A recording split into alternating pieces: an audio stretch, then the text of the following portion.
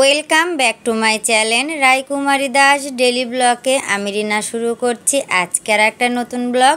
তো বন্ধুরা, তোমরা সবাই কেমন আছো? আশা করছি তোমরা সবাই খুব ভালো আছো আর সুস্থ আছো।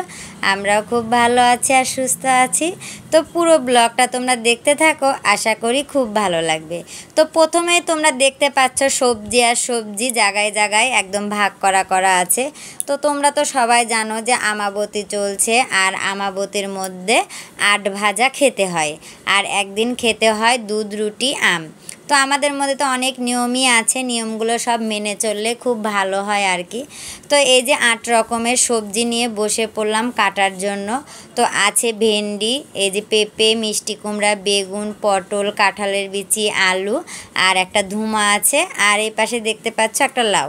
তো আজকে ৮ ভাজা করব, আর লাউ দিয়ে করব পটকা দিয়ে ঘন্ট, মাছের পটকা দিয়ে লাউ দিয়ে ঘন্ট করব, আর লাউয়ের যে চোচা বাজবে সেই চোচা দিয়ে আলু দিয়ে একটা ভাজা করব। তো আজকে দুপুরে এগুলোই খাবো, তার জন্যই সব ভাজাভুজি করছি, ডাল তরকারি কিছুই করব না। আর রাত্রে খাবো আম, দুধ, রুটি। তো এই যে প্রথমে বেগুন দিয়ে শুরু করলাম কাটাকুটি, আজকে অনেক কাটাকুটি করতে হবে। তো আমাদের কর্তামণি আজকে একটু রেস্টে আছে, তাক দিয়ে আর কাটালাম না, আমি কাটতে বসে পড়লাম। তো এখন ব্লগটা শুরু করছি পুরা 12টার থেকে। তো 12টার থেকে শুরু করছি। তো আজকে একটু মনে করছি ঘুরতে যাব বিকালে, তবে জানি না আবহাওয়া কেমন হবে আর না হবে জানি না। আবহাওয়া ভালো থাকলে অবশ্যই ঘুরতে যাব, আর সেটা তোমাদের সাথে শেয়ার করব। ৮ ভাজা আমার কাটাকুটি শেষ, লাউয়ের ঘন্টটাও কোটা হয়ে গেল, আর দেখো এই যে লাউয়ের চোচাটা কাটাকুটি করে নিচ্ছি।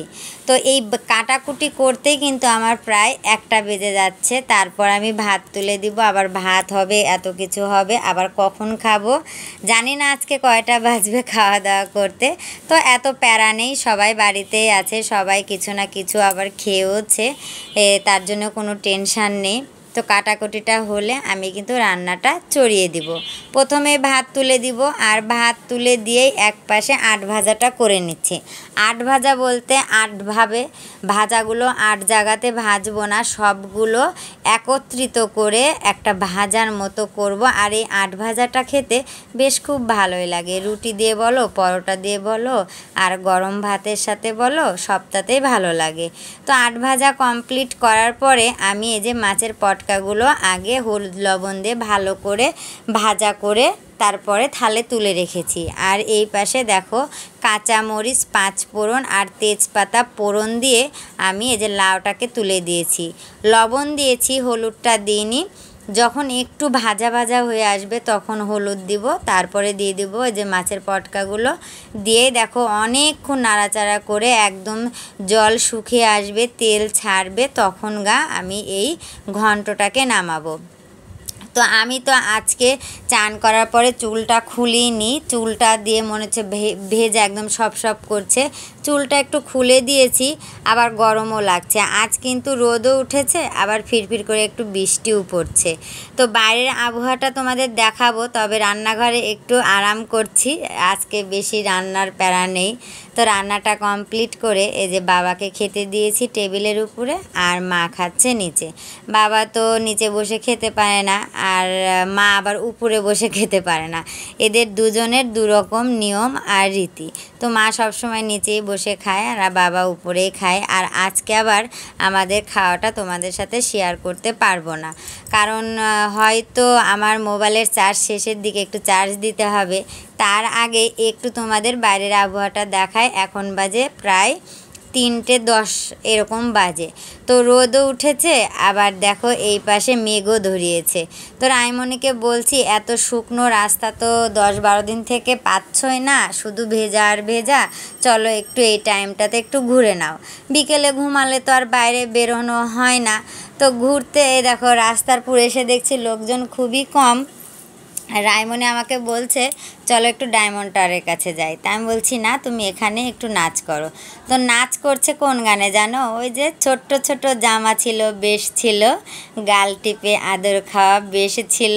তো এই গানে নাচ করছে আমার রাইমনি। তো রাইমনির তো কোকড়া কোকড়া চুল, নাচ করলে চুলগুলো ঝুঁকে।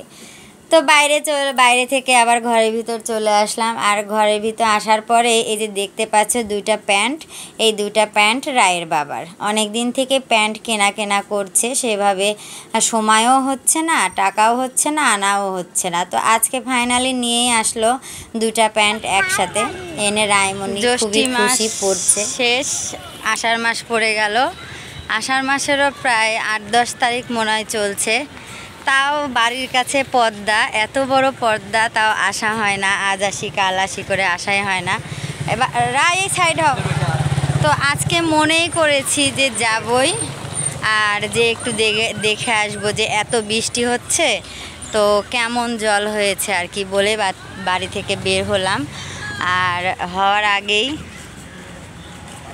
রায় আর রায়ের বাবা আগেই চলে এসেছিল, আর আমি পরে আসলাম। আর আসার পরেই দেখো আমি রায়কে নিয়ে পদ্মার এটা বালুরঘাট বলে, বালুরঘাটের কাছাকাছি। আর ওই যে দেখতে পাচ্ছ পদ্মা, ওখানে যাব।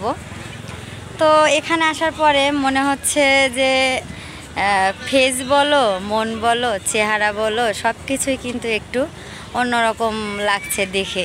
তো মানুষের ঘরবন্দি জীবন কিন্তু একরকম হয়, খোলা আকাশে খোলা হাওয়াতে কিন্তু একরকম হয়।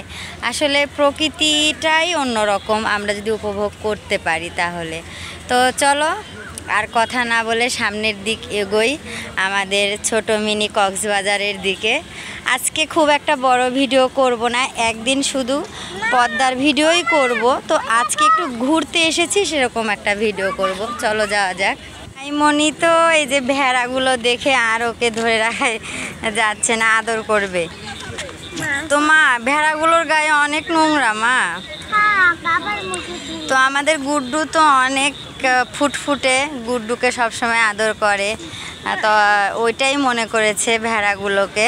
তো দাও একটু হাত দাও, হাত দাও। হ্যাঁ আমি আসছি, নাও।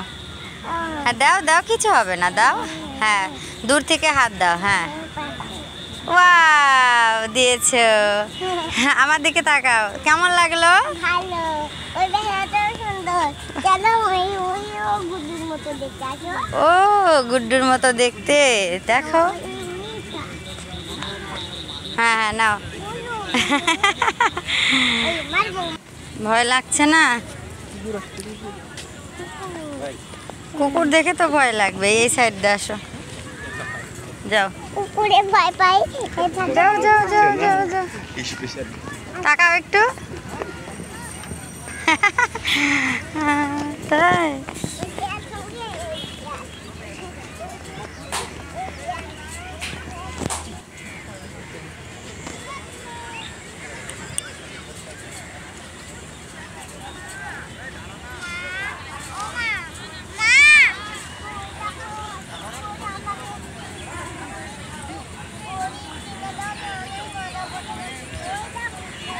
ঘুড়ি ঘুড়ি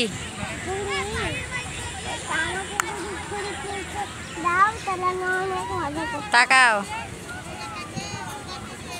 তুমি কোথায় ঘুরতে এসেছো? নদীর ধারে। এটা কক্সবাজার। তো দেখাই তোমাদের, পুরোটা দেখাই কি পরিমাণ বালুর চর পড়েছে।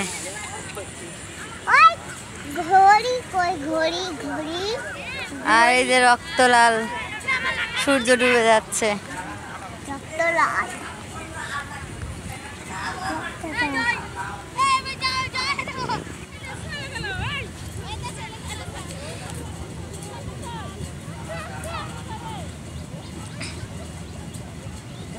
কি করবা?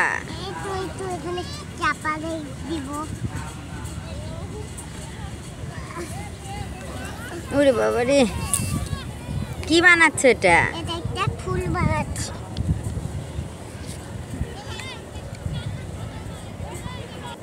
যেদিন চোখের জল শুকিয়ে যাবে, মনে রেখো সেদিন আমার মরণ হবে। চোখেরই জলে লেখা কত যে কবিতা ঝরে পড়ে প্রতিদিন তোমারই নামে।